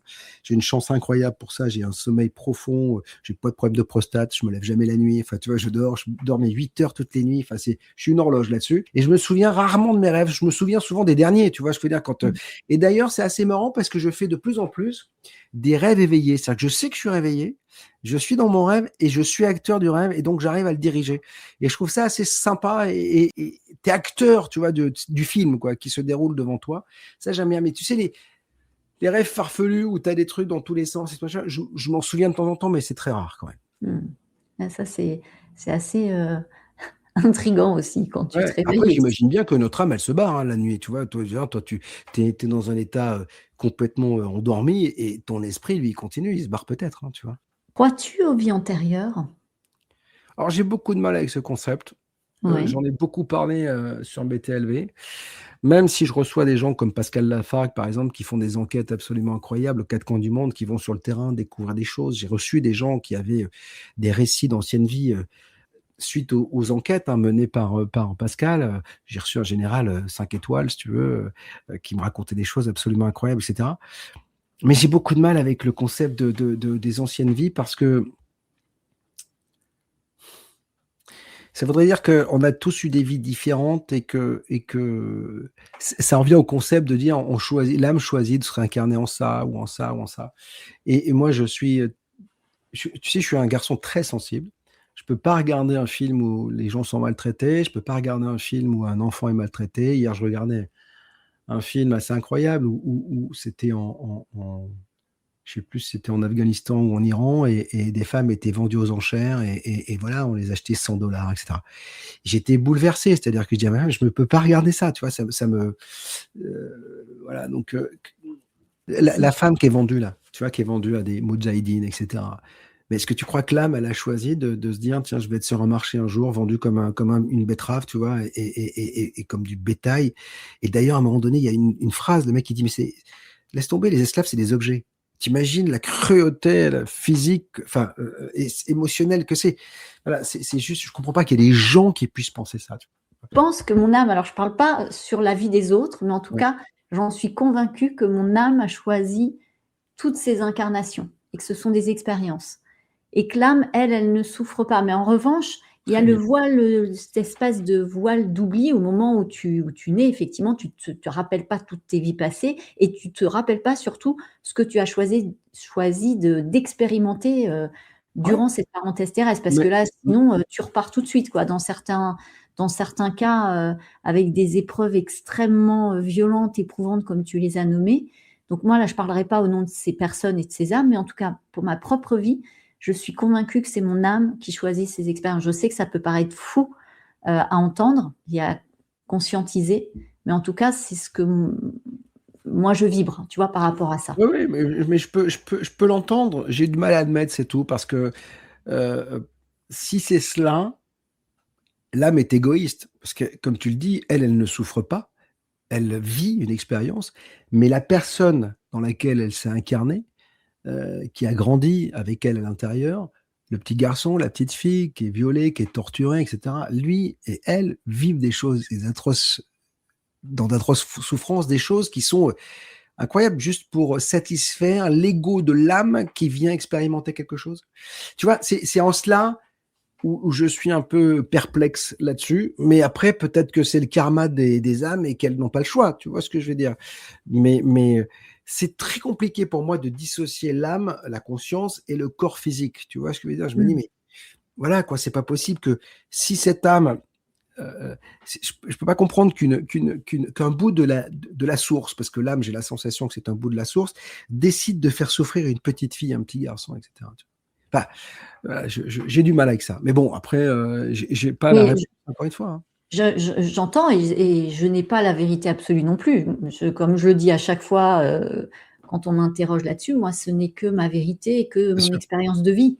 Mais bien sûr, ce n'est pas ma vérité, la vérité absolue. Et d'ailleurs, je pense qu'il n'y a pas de, à part l'amour avec un grand A, je Mm. crois qu'il y a autant de vérité que d'individus. Ah bah, bien sûr, ça, je suis complètement d'accord. Donc là, j'ai aucun problème avec ça. Et du coup, tu crois, alors tu ne crois pas forcément non plus à la vie après la vie, ou tu l'espères, parce que tu disais que c'était une continuité sous Ah une non, autre je peux forme. croire, j'envisage fortement une continuité, mais sous un autre plan. C'est-à-dire Mm. un plan spirituel, un plan immatériel, etc. Ce que j'ai du mal à envisager, c'est qu'une fois qu'on est passé de l'autre côté, qu'on a vu ce qu'on aime, ce qu'on n'aime pas, et d'ailleurs, je suis même pas sûr qu'on les voit, parce qu'on te dit, j'ai beaucoup entendu dire des gens dire non, on vibre, on est sur des familles d'âmes, des esprits, des entités, etc. Je suis pas sûr qu'on voit nos parents, etc. Je sais pas si mon père vibrait comme moi, tu vois ce que je veux dire. Donc, je ne sais pas si je le verrai, mais ça, c'est l'espoir que l'on a de se dire on va revoir les gens qu'on a aimés. Mais je crois qu'une fois qu'on est de l'autre côté, il faut laisser tomber la vie terrestre telle qu'on l'a vécue, et c'est pas du tout le même amour, c'est plus, enfin, c'est plus tout ça. Non, j'envisage, oui, une vie immatérielle de conscience, tu vois, de Mm. plénitude. Moi, comme je le dis, ma conviction personnelle est que tu es un bout de Dieu, je suis un bout de Dieu, de cette source voilà, qui alimente cette énergie dans l'univers. Et je pense qu'on y retourne une fois qu'on décède, voilà, et qu'on remonte cette lumière, cette chaleur, ce truc, se dire, ouais, je fais partout je pense que Dieu est l'univers, en fait. Tu vois ce que je veux dire? Je pense que l'univers, c'est Dieu. Voilà. On se demande qui est, en fait. Je pense que Dieu est né avec l'univers. Voilà. Donc, il s'est auto-créé. Voilà. C'est un truc de barge, hein. C'est-à-dire qu'il faut sortir de la boîte, hein, pour essayer de comprendre tout cela. Mais enfin, je pense ça. Mais ça, c'est ma conviction, encore une fois. Et comme tu le dis, tu as ta vérité, j'ai ma vérité. Tu vois ce que je veux dire? Donc, voilà. Tu as choisi Nicoletta. Il est mort Il le est au soleil, soleil. justement pour symboliser la mort. Bah ouais, parce que l'amour, quand il se termine, c'est la mort. En fait, aimer, c'est la plus belle chose qu'on nous ait permis de vivre sur la terre. Et cette chanson est bouleversante, c'est-à-dire il est mort le soleil, euh, il est mort l'été, c'est l'hiver tout le temps. Enfin, tu vois, les paroles sont touchantes et à chaque fois, c'est ça, c'est que je pense que La mort d'un amour, alors bien sûr, souvent, certains disent c'est le début d'un autre qui commence, mais le véritable amour, celui, tu vois, que tu as eu en toi, je pense que tu n'en as pas beaucoup dans la vie, tu en as souvent un qui t'a marqué à mort, qui t'a marqué au fer blanc, tu vois, qui restera l'amour de ta vie. Parfois, un amour loupé, il y a plein de gens qui ont loupé des vies, mais qui se rappelleront toujours de cette fille ou de ce garçon quelque part, qu'ils auraient pu épouser, rencontrer, avec qui discuter. Parfois, c'est un regard, tu sais, tu es dans une foule, tu regardes quelqu'un, tu dis, tiens, on se connaît, il y a quelque chose qui passe, et puis ça se fait pas, mais tu penses toujours à cette. Tu peux avoir des gens qui vont penser à cette personne-là pendant des années. Je pense que la mort, voilà, l'amour est synonyme de la mort parce que il se termine, inévitablement, il se termine. Le jour où il y en a un qui décède, tu vois, tu sais, moi, ça fait 35 ans que je suis avec ma femme. Bon, j'espère en avoir encore 35 avec elle, mais le jour où elle va partir, d'ailleurs j'espère partir avant elle pour pas souffrir ce qu'elle va souffrir, parce que quand tu as aimé comme quelqu'un comme ça et que tu sais, ma mère avait appelé mon père, elle l'appelait nous, c'est-à-dire que le couple, elle disait oh nous. En fait, c'était jamais Salvatore, parce que mon père était sicilien, donc il s'appelait Salvatore. Elle l'appelait jamais par son prénom, oh nous. Et je comprenais pas quand elle était petite. Je me dis mais pourquoi elle dit oh nous, oh nous. Et en fait, je trouvais ça magnifique finalement avec le recul. Je me suis dit mais en fait c'est ça, c'est pas toi, c'est pas moi, c'est nous. Tu vois ce que je veux dire? Et ben quand t'as été nous pendant 35, 40 ans, 50 ans, et que quelqu'un, l'un des deux part, c'est une amputation. Donc la mort, la première, tu la vis là. Tu vois, tu te dis merde, on m'a coupé un bras, quoi. Tu vois. Voilà, et il est mort le soleil, parce que la vie c'est le soleil, l'amour c'est le soleil, et cette chanson, elle me bouleverse à chaque fois que je l'écoute. Voilà, elle me transporte. Et si tu devais définir l'amour? Moi, je crois que c'est l'amour, c'est le regard en fait. Tu vois, je me souviendrai toujours du regard tu sais, quand tu as des enfants, de ma fille au bord du lit, elle est à peine debout, et elle te regarde avec ses billes bleues comme ça, et en fait, il n'y a rien d'autre que de l'amour. Enfin, tu vois, il n'y a même pas d'autre chose. Mais j'ai la même chose avec mon chien, tu vois. Un chien, il te regarde. Alors, c'est mon ombre, je vais à droite, elle va à droite, etc. Et en fait, il n'y a pas de. C'est de l'amour inconditionnel. Voilà. Et en fait, c'est ça. C'est l'amour inconditionnel des enfants qui ne te jugent pas quand ils sont petits, et des animaux parce qu'ils ne te jugent pas non plus. Enfin, tu vois, je veux dire, il n'y a pas de ce jugement. C'est ça qui symbolise l'amour.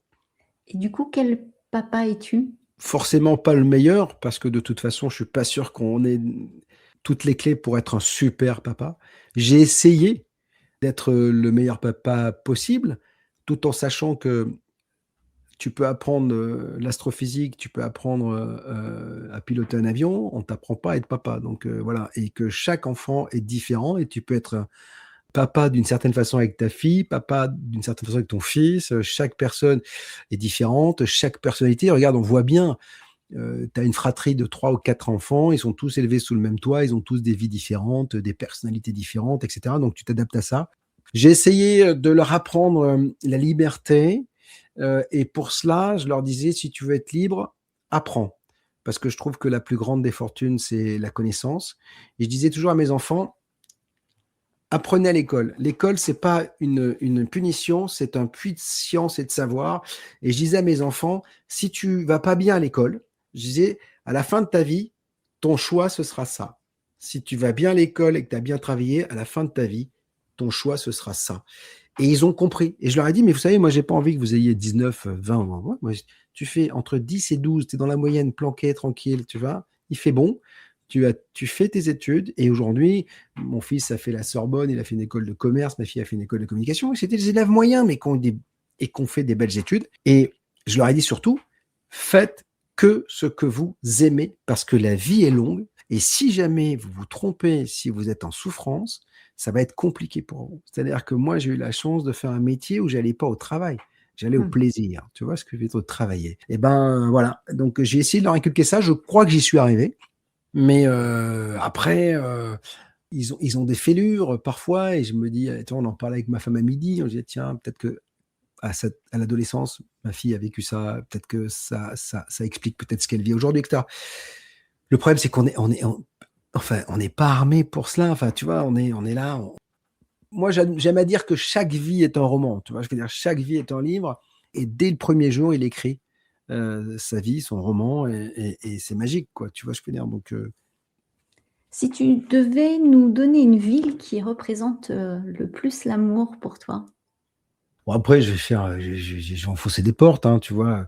Paris est une ville incroyable, est une ville romantique. Quand tu te balades, il y a des références à l'amour partout, tu vois? Des cadenas sur les ponts, il y a c'est une ville romantique, tu as des canaux, quand il fait beau, Paris, c'est juste, une ville à tomber. Dieu sait si je suis content de l'avoir quittée, mais quand il fait beau au printemps-été, c'est juste, magique, quoi. C'est une ville incroyable.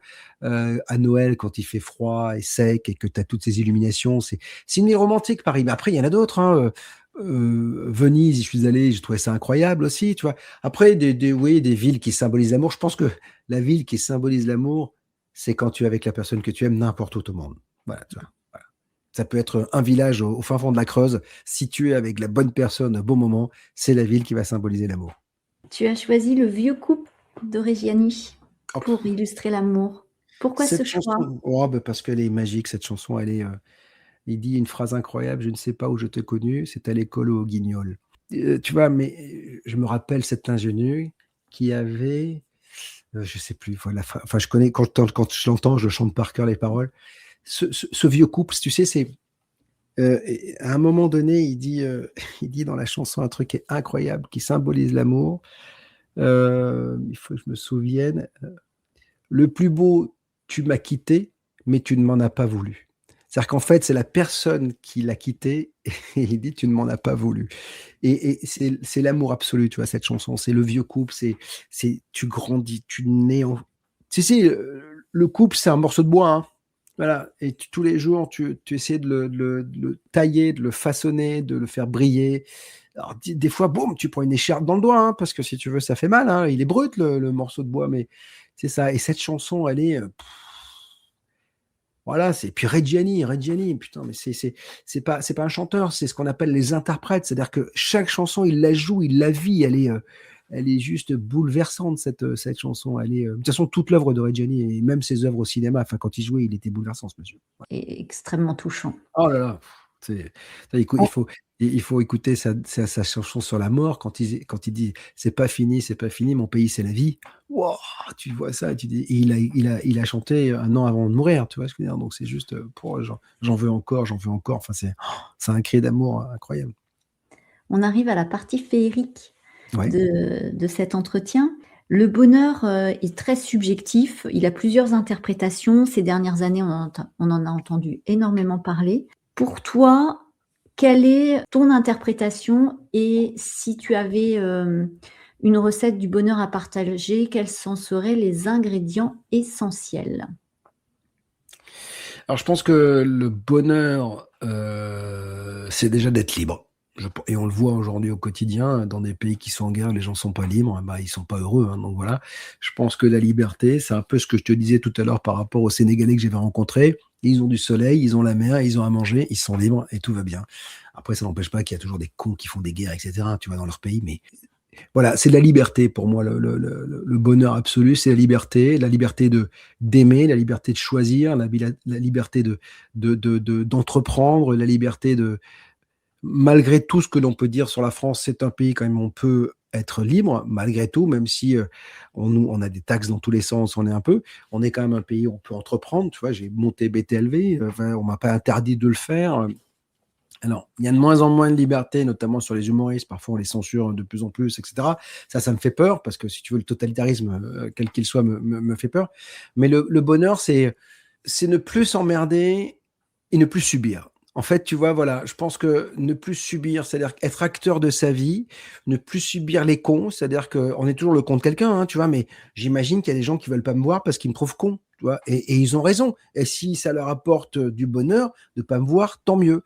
Bah, moi, c'est pareil, il y a des gens que j'ai pas envie de voir parce que ils sont toxiques, tu vois, par exemple. Et ben, le bonheur, c'est de dire, bah, je les vois pas, ces gens-là, je ne me force pas. Par exemple, tu vois, moi, j'ai été pendant 30 ans dans le show business, parce que j'étais dans des grandes chaînes de télé et tout. J'allais jamais aux soirées, tu vois, comme disait Omar et Fred, bah, Doudou, tu viens plus aux soirées. J'y allais pas parce qu'en fait, j'avais pas envie de voir des gens de mon milieu le soir. Ça m'intéressait pas. Donc, je préférais voir ma femme, mes enfants grandir, et puis voilà. Donc, le bonheur, voilà, c'est le choix, c'est avoir la liberté. Tu sais, Je crois que je sais plus si c'était Daniel Auteuil qui disait, l'acteur, tu sais, qui disait quelque chose. Il dit: «La liberté, c'est qu'en fait,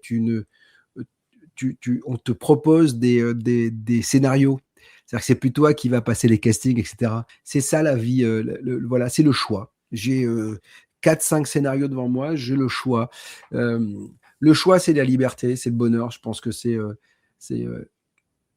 être aimé, avoir bon après, c'est essayer de pas être malade, tu vois? Mais après parce que la vie te ramène toujours, elle te rapporte, tu des gens qui n'ont rien demandé et qui perdent un enfant, tu as des gens qui n'ont rien demandé et qui ont un cancer, des gens qui ont jamais fumé, qui ont un cancer du poumon ou de la gorge, enfin, tu vois? La vie, elle a aussi des marqueurs forts, tu vois? Comme ça. Mais bon, voilà, le bonheur, c'est être entouré de ceux qu'on aime et d'avoir le choix. Et la joie que t'inspire-t-elle? Ah ben la joie pour moi, c'est-à-dire que je ne considère pas la vie sans la joie. C'est-à-dire qu'en fait, moi, je ris tous les jours, mais tous les jours, tous les jours, tous les jours, j'ai besoin de rire, j'ai besoin de déconner, j'ai besoin de m'amuser, j'ai besoin de regarder des gens qui me font rire, de discuter avec des copains, de me marrer. Heu, la joie, elle symbolise le feu sacré que tu as en toi. Je pense qu'une naissance, c'est d'abord de la joie. Tu vois, tu as un enfant, tu as les yeux, c'est de la joie, voilà. Je crois que tu nais d'abord. Je crois que l'âme est une flamme de joie, tu vois, entourée d'un corps, et cetera. Et d'ailleurs, on le voit parce que malheureusement, il y a des enfants qui naissent, handicapés et il y a de la joie dans leurs yeux. Il y a, tu vois, on l'a vu dans le film d'Artus, tu sais, un petit truc en plus, ces mômes, ces gens qui ont, des soucis, psychologiques, physiques, et cetera, mais ils ont une joie absolue. Enfin, tu vois, moi, j'ai eu un cousin, qui a été en plus qui était complètement, entre guillemets «normal», hein. Je dis normal, qu'il y avait pas d'handicap et on lui a fait une piqûre à l'hôpital. Il est devenu complètement tétraplégique, et cetera. Quand il était enfant, il a passé sa vie sur un fauteuil roulant, mais je déconnais avec lui comme avec n'importe quel de mes cousins. C'est-à-dire qu'il avait les yeux qui pétillaient de vie, tu vois ce que je veux dire? Voilà, c'est ça la joie. La joie, je pense que c'est l'âme qui s'incarne dans quelque chose. Voilà. Mmh. Les jolies fées, mes copines, ont un Ouais. message à te transmettre. Ah! Acceptes-tu? Ah bien sûr, oui. Mmh. Alors, comme on n'est pas en présentiel, je te propose soit tu me donnes un chiffre ou un nombre entre 1 et 55 puisqu'il y a Mmh mh. 55 cartes, Mmh. ou alors je bats les cartes et le message tombe tout seul. Donc je te donne 30. La compréhension. Sois doux et patient avec toi, l'apprentissage peut prendre du temps. Ah bah oui, j'apprends tous les jours, hein. Ça c'est sûr. C'est un La vrai message. patience, c'est de la douceur. Ouais. J'ai appris La la patience, ce que je te disais tout à l'heure, tu vois? Ouais. J'apprends avec le temps, c'est petit à petit. Et si je te prêtais ma baguette de fée, à quoi te servirait-elle? À changer de paradigme, ce monde, de fou. Pour la première fois de ma vie, je suis inquiet. Voilà, pour la première fois, je suis inquiet, mais pas pour moi, parce que moi, ma vie, elle est déjà entamée, mais je suis inquiet pour mes enfants, peut-être pour mes futurs petits-enfants. Je suis inquiet de voir le monde dans lequel on est. Je suis inquiet de voir autant de violence. Je suis inquiet de voir, des politiques qui montrent un spectacle d'eux qui est horrible, voilà. Je suis inquiet, voilà, je suis inquiet. Voilà, je suis inquiet pour la première fois de ma vie. Voilà, je suis un peu flippé, et encore ici, je te dis, on est préservé, tu vois? Je suis à la campagne, ouais. Mais tu sais, quand je retourne à Paris, je sens une tension, dans cette ville, tu vois? Alors, peut-être parce que j'ai vieilli aussi, hein. Quand j'étais jeune, peut-être cette tension, elle me boostait, professionnellement, tu vois? Cette énergie. Aujourd'hui, j'ai l'impression qu'elle m'effraie. Voilà, il y a un tourbillon dans lequel j'ai plus envie d'être, tu vois ce que je veux dire? Et j'ai peur. J'ai peur de la tournure et j'ai peur de ces quelques fous qui sont à la tête de pays qui sont capables d'envoyer des jeunes, se faire tuer, tu vois?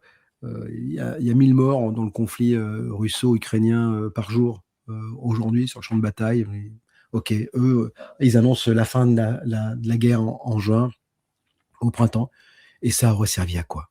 Enfin, tu vois, tu te dis: «Mais ça a amputé des familles d'amour, de fils, de femmes, de maris, et cetera», et tu dis: «Mais ça aura servi à quoi?» Mais c'est un truc fou. Je suis allé voir hier le film Nuremberg, incroyable au cinéma, il faut aller le voir avec Russell Crowe et Rami Malek.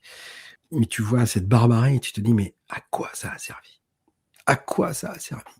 Ça a tué 70 millions de personnes. À quoi ça a servi?» Enfin, tu vois?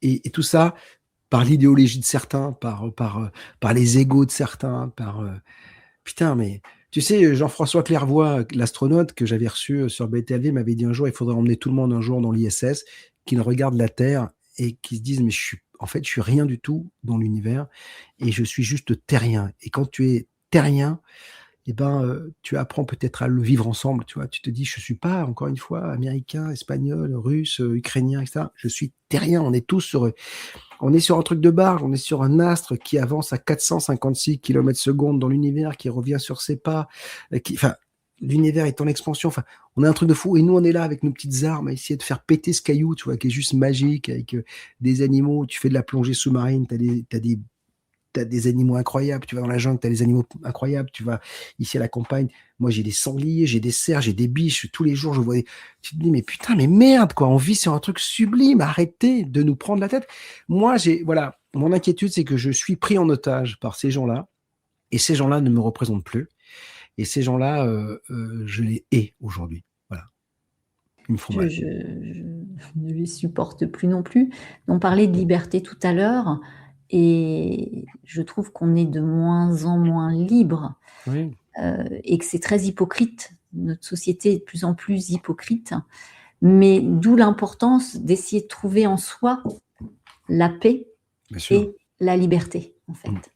Ah ben oui, je pense que Malheureusement, on ne peut pas changer l'autre, on ne peut pas ah non. changer le monde, et on ne peut que changer notre façon d'appréhender ce que l'extérieur nous renvoie, en fait. Mais c'est ce que je disais tout à l'heure, c'est-à-dire qu'il faut apprendre à être responsable de soi-même et à un moment donné le créer. D'abord, le bonheur, il est en toi. C'est-à-dire que si tu t'aimes pas toi déjà, tu vas avoir du mal à aimer les autres. Et si toi, t'es pas joyeux, tu n'auras pas de bonheur. Voilà, ça c'est. Et à un moment donné, mais tu sais, euh, le bonheur, il est dans quand tu vois un jeune homme qui fait traverser une vieille dame à un feu rouge, tu dis putain, mais c'est beau. Bah, ça paraît con, hein, je dis, j'enfonce peut-être des portes ouvertes, mais on les regarde pas assez souvent ces signes-là, tu vois. Je veux dire, regarde, tu prends les chaînes d'infos, elles ne parlent que de malheur. Mais heureusement, dans le monde, il y a quand même plus de gens qui s'aiment que de gens qui se détestent, tu vois ce que je veux dire. Mais on ne parle que des gens qui se détestent. C'est horrible. Voilà, on est pris en otage et ça m'emmerde à un point, mais alors à un point.